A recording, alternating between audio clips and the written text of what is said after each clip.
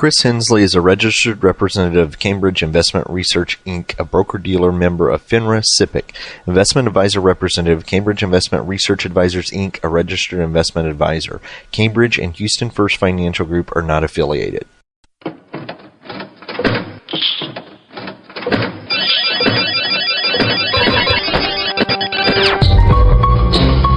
The Houston Midtown chapter of the Society for Financial Awareness presents Money Matters with your host, Christopher Hensley.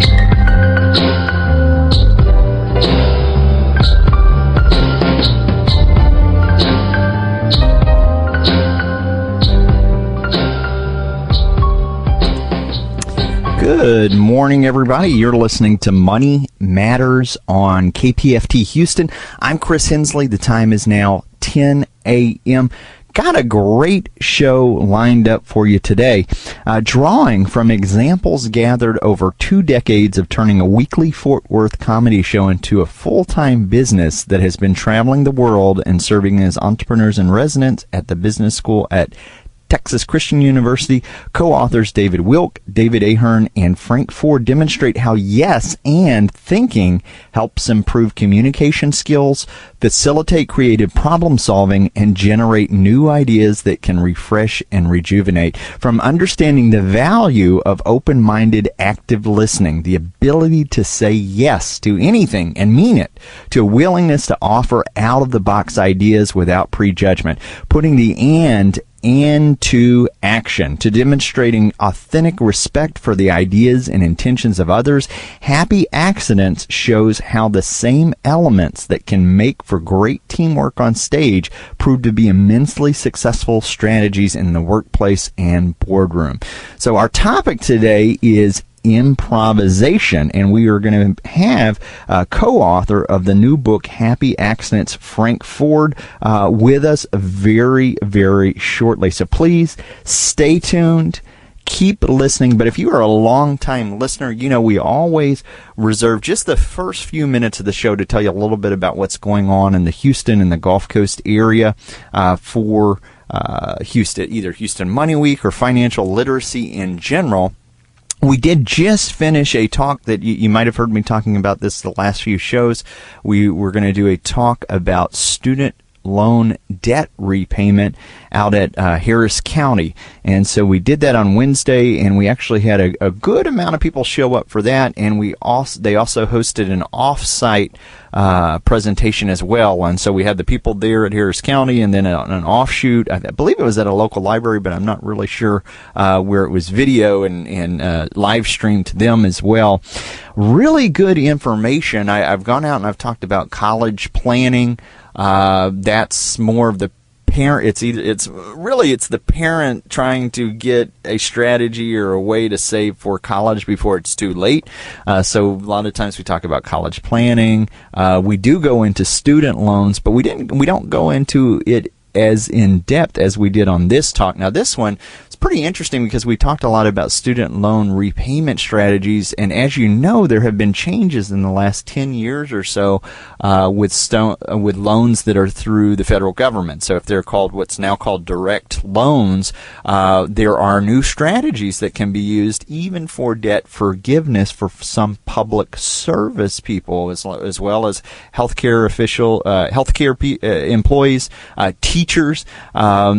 Usually one of the litmus tests for that is that you have to be employed at least for 10 years and making successful, not late payments on the loans. So really did kind of a deep dive on different strategies if you've fallen into trouble on ways of paying them back, such as forbearance and deferment, and kind of what your options are on that. So we did a really good talk with that. We will let you know what else is coming up in the future.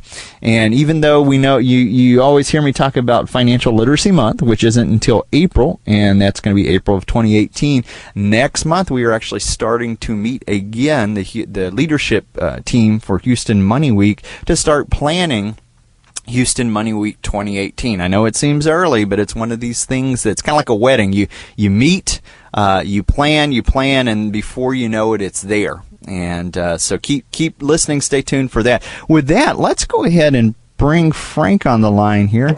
Frank, are you there? Yes, I am, Chris. Thank you very much for having me on your show. It's an honor. Absolutely. Well, we're excited to have you here, and you are in, for listeners here in Houston, you're in Dallas, so hi, neighbor, you're right down the road there. That's right. I'm very close, and it's great to be heard in Houston, or as they say in New York City, Houston. I don't know why. Absolutely. They have a Houston street there, so they pronounce it differently in New York City. Well, they do things a little bit different there. That's just how it goes. So I always kind of start the show the same way. I like to share your bio with listeners so they can get to know you just a little bit better. Frank Ford has been a successful career has had a successful career in the entertainment industry for the last 25 years and is one of the founding members and owner of the 4-Day Weekend, which is a comedy institution in Texas. He's also studied at the renowned Second City Conservatory in Chicago, which I will put an asterisk and say that's kind of the Harvard of improvisation and comedy. That's right. And taught advanced classes at the 4-Day Weekend Training Center. Frank, can you tell us something about yourself, maybe outside of that bio, just to let us know a little bit more about you? Well, first of all, great introduction. I can't wait to meet this guy. He sounds very impressive.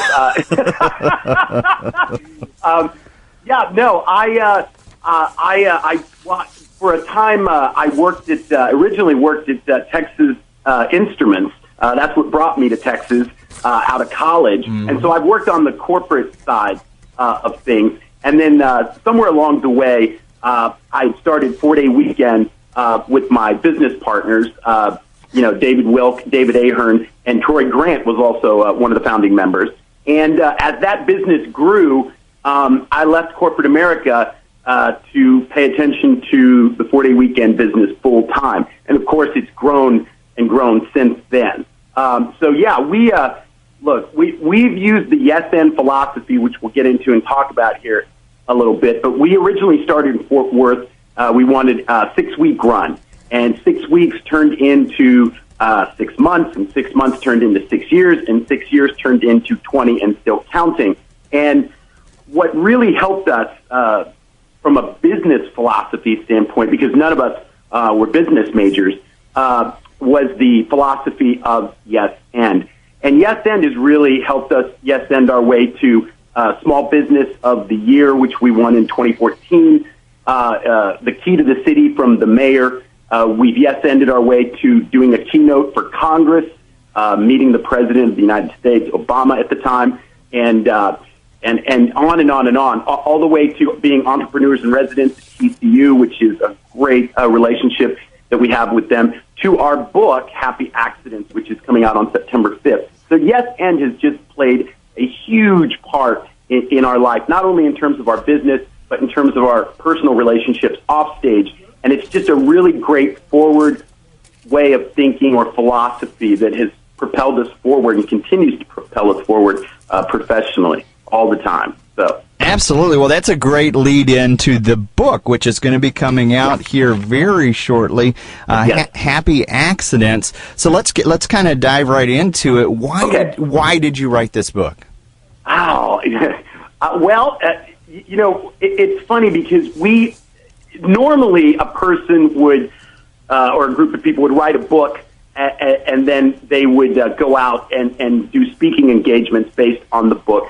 Of course, we do things a little bit differently. We actually have proof of concept for the content of the book because we've spent the last 3 or 4 years delivering yes and keynotes to Fortune 500 companies all across the country and all over the world, actually.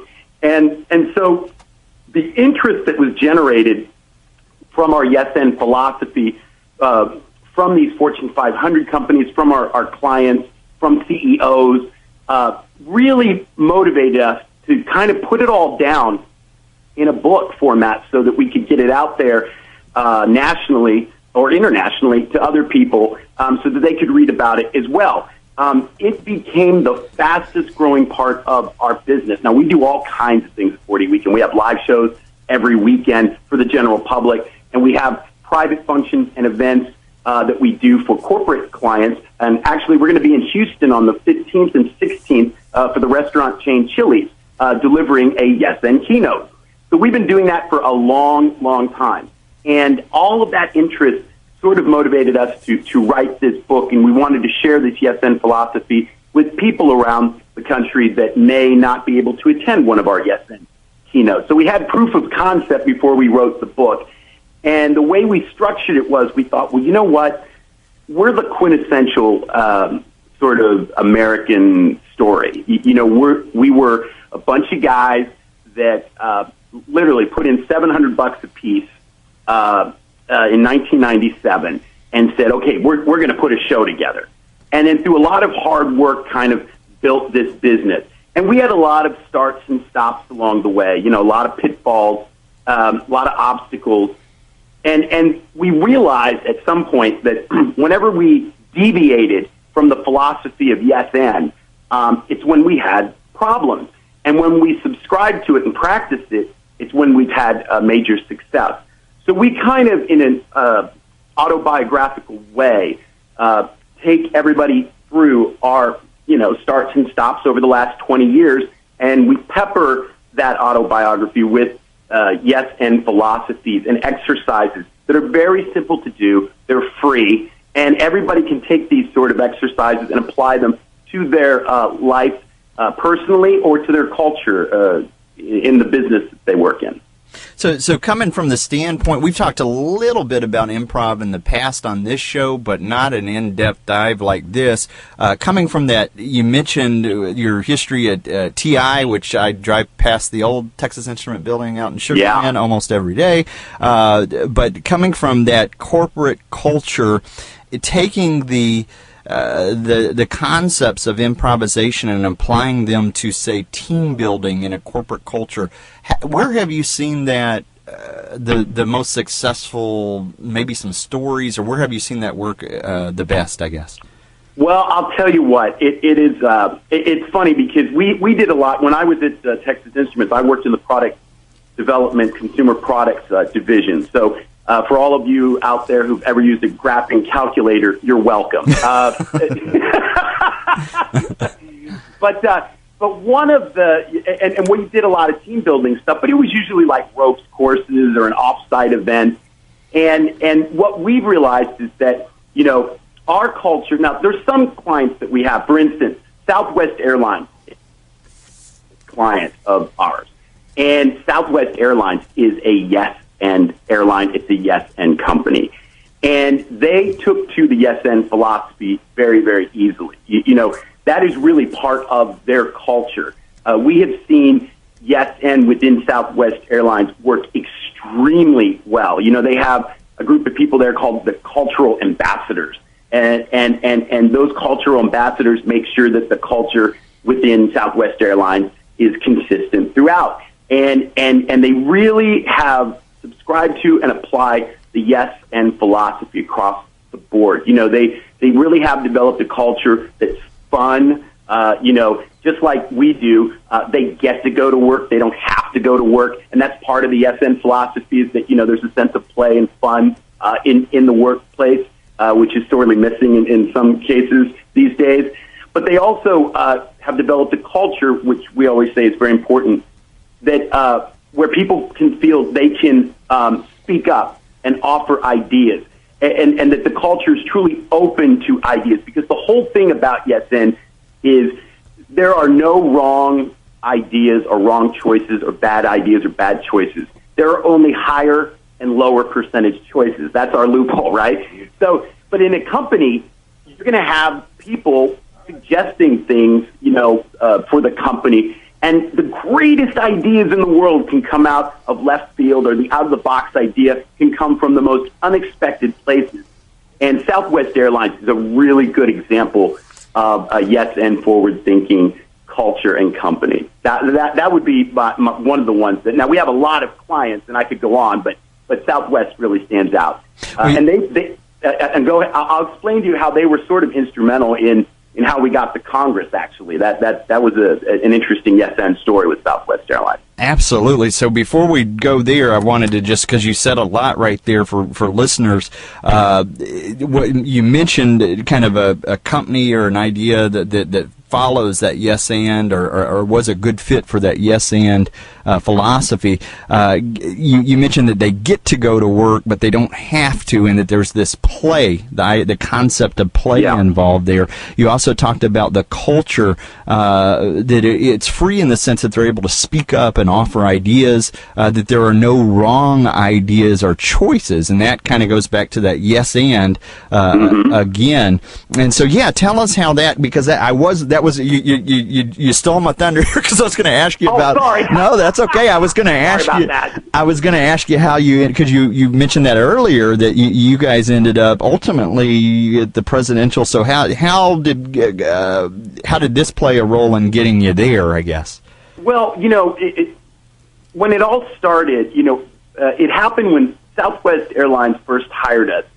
And at the time, we were negotiating sort of the pay and how much they would pay us for this. And it was a fairly new part of our business. So we negotiated with them. And in addition to, the rate that we agreed upon and then the exchange of free tickets, they had us come in and do this yes and keynote. Well, there happened to be a writer that was there. He was a freelance writer for their in-flight magazine, Spirit magazine that they have on the plane. And so, they said, hey, do you mind if this freelance writer just kind of acts as a fly on the wall and watches your yes and keynote? And we said, of course not. No, that'd be great. How about this? In the spirit of yes and, why doesn't he participate in it as well? Because we said this would be a really great article maybe for your in-flight magazine about yes and. And they said, well, no. This is purely, he's going to write just this little blurb about creativity in the workplace. And we thought that would be a great fit, but, they weren't making any promises. So anyway, we said, well, why don't you come in, have him come in, sit in, participate in the yes and workshop. And our workshop and keynote is a lot of fun. It's interactive. We talk about the yes and philosophies, and we have exercises that people do. So it gets everybody involved. It's a lot of fun. And so he did. He got in there, and at the end of it, this creativity in the workplace article, which is supposed to be a paragraph or two, a little blurb, ended up being a 4-page article that showcased 4-day weekend and our yes and philosophy. Well, once that was in the in-flight magazine, there was a congresswoman from California, Linda Sanchez, that saw it. And she went to Washington, and she, put the article on John Larson, who was head of the Democratic caucus desk, and said, we need to have these guys come in to do this yes and keynote for Congress. And sure enough, we get a call from John Larson, and we said, yes, and we'd love to do it whenever you want us to be there. So we ended up going to Congress and delivering this yes and keynote. It got a standing ovation, and like I said, we got to meet President Obama, and it was a really, really wonderful experience. But it all came out of Southwest Airlines sort of negotiating with us, working with us, and then having this writer in that session, and it was sort of the catalyst for all this other stuff down the road. So we credit Southwest Airlines sort of for really helping to jumpstart where all this has gone. Absolutely. So with a title like Happy Accidents, this is a story. I can relate to this. I do a lot of public speaking, and as a financial advisor, one of my biggest clients that I ever got was falling asleep. That's not speaking much to my speaking abilities here, but was falling asleep during a seminar, and I thought for sure I'd never hear from that guy, and it turns out he turned out to be one of my biggest and best clients. Wow, that's great. And the title, that idea of Happy Accidents, so from what I understand, this is a story that's in the book, Happy Accidents. If you're driving, don't worry, you can go out to Amazon and look up Happy Accidents, which will be coming out shortly, and it'll give you a link there. It's September 5th. That's correct, yes. And so, and I'll have a link on the podcast notes as well. But for what I understand was kind of a reduced fee. They're telling you, hey, we'll give you cheap tickets, and you'll have this article written. That turned out to be a in-depth article. A congresswoman saw that, got it to the head of of John Larson, the head of the Democratic caucus at the time, and then you ended up in front of President Obama. That is, what a great chain of events there. Yeah, and since then we've worked with former President George W. Bush, we've worked with Colin Powell, we've worked with Rudy Giuliani, and the list goes on. It sort of, kind of opened the door to all of these other events and people that we've sort of got to work with, which has been, just an exciting journey. And the happy accidents part, as look, we don't look at things in this life as a mistake, or, for us, because Yes End is so powerful, there's always a workaround. No matter what the setback is, no matter what the obstacle or speed bump is, if you apply the Yes End philosophy, you're going to turn that, what seems like a setback, into a workaround, and you're going to be able to go forward regardless. And we have had so many happy accidents over the course of our career, so we don't say mistakes or anything's wrong. We just call them happy accidents. It was a disruption in the routine that we didn't expect, but we were able to yes end our way through it, and then in hindsight look back on it and say, well, you know what? That was a really happy accident, wasn't it? So I know we talked a little bit about team building, and I think when people think of improvisation, they think of it as a collaborative effort. But coming from kind of sidestepping a little bit and talking about somebody who's an entrepreneur or even a solopreneur, like a one-man office, there are aspects of this that can help them. Can you talk a little bit about some of the aspects of improvisation that may just help with an individual business owner or even in day-to-day life? Okay, yeah. Well, there's a couple of things that corporate clients come to as problems. They come to us with that we help address through some of these philosophies and exercises. There may be trust issues in the culture of a business. They may have a culture of no but versus yes and. They may want to use improvisation to be more adaptable to the environment that surround them. They may want to be better active listeners. And those are the things that we really talk about. We say that, if you really have a yes and culture, then what that means is that you're open to ideas and you sort of try to build on them versus just shutting them down and saying no or being obstinate for no reason. Now we are not naive enough to think that you say yes to everything. That's silly. But we suggest that if you're going to say no, make sure it's a considerate no. You've thought about it before, or maybe you've gone down that path and you're trying to save the team or your coworker the time and trouble of having to go through it again. Look, if you're a parent and you have kids and your child says, hey, I'd like to go and play in traffic, you wouldn't say, yes, and wear camouflage and wait till midnight so the cars can't see you. You would not do that. You would say, yes, and why don't we go to the park instead and play some catch or whatever. There's always a workaround. So we know that saying no is appropriate sometimes. We just want to make sure it's a considerate no. And we suggest that to the companies and say, really think about your culture. What kind of a culture do you have? Do you have a culture that is a yes-and culture that's open to all voices being heard, or are you selective in what you choose to hear or not hear? And the other thing is that we talk about in exercises that we do is we help people with active listening, because in improvisation, when you're on stage, you have to be a very, very good listener. That is key. Like, we have to listen to all the information, what everybody else is saying, and then build on that information. So we talk about active listening and not thinking about what you're going to say next before the other person's done. So active listening plays a big part of it. And then the other thing is adaptability. Of course, it's improvisation. We never know what's going to happen on stage. And we always say that we don't know where we're going. We only know where we've been, right? But we're willing to step into the unknown because we trust each other. And we trust that each other is always going to make the other person look good. You know, that is the thing in improvisation or at 4-Day, is that, you know, if you and I are on stage, it's my job to make you look good, Chris, and it's your job to make me look good. And if you're making me look good and I'm making you look good, guess what? Then we both look good. The worst thing in the world we can hear at 4-Day Weekend is to come off stage and somebody pull one of us aside and say, you were great. We don't want to hear that. What we want to hear is, you guys were great. The show was great. 4-Day Weekend is great. So we really talk about this inclusion within a company, but more importantly, that you don't fall into those corporate America traps of, you know, backstabbing a coworker to make yourself look good, stepping on whoever you need to step on to climb up the corporate ladder.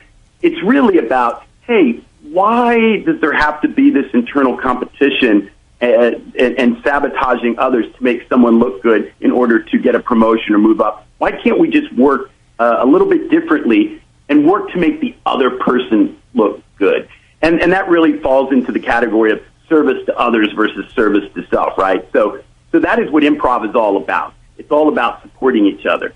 And so we talk about a wide variety of things, and we have exercises in the workshops that kind of step people through sort of what we do and give them a peek behind the curtain. And then what they've done is they'll go off and they'll use these. And I can't tell you the number of letters and phone calls and feedback that we've gotten saying, man, you know, we're using that yes and philosophy. And, you know, we went from last in the rankings to number 1 in the rankings. And it's just been a really positive experience. I'll stop now because I think I've been going on for a little bit too long. No, and I'll just unpack some of that because it was such a great amount of information for business owners, for corporations, for even everyday life. The concepts you talked about building a trust culture, no buts, yes, and being adaptable, being a better active listener. All of these things are things that can be used in your day-to-day life, much less your business, your corporate culture.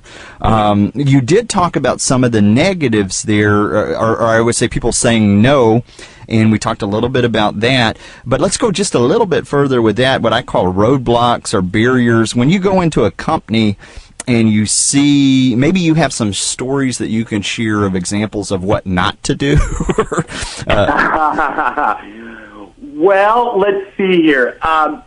Okay, you know, well, here's something that we've noticed in general as a trend. You know, the higher up the food chain you go within a company, the harder it is to do some of these rudimentary improv exercises. Because the higher up the food chain you go, you have a lot more responsibility, and you're paid very, very well to say no.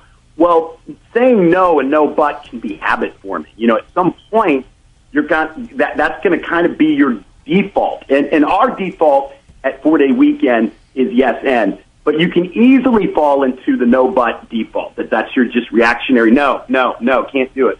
Here's an example, and I won't say the name of the company or the CEO, but we were doing a yes and exercise, and we brought up the CEO and his administrative assistant, right? And we get 2 people to do this with each other. Now, we always ask one of them to start off with any declarative statement, and then the other person, yes, ends that declarative statement. So, you know, for instance, if I were to say something like, you know, I had wheat toast for breakfast, you would say yes, and when I had wheat toast for breakfast, I had a lot of energy, and I would say yes, and because I had a lot of energy, I walked to work today instead of driving my car. So what you're doing is I'm accepting your idea. We're both speaking in the first person. We're creating a group mind, and then I'm building on your information of wheat toast by saying I had a lot of energy, and then you're building on mine by saying, you know, I walked to work instead of driving my car. So you yin and yang it, and you kind of see where it goes.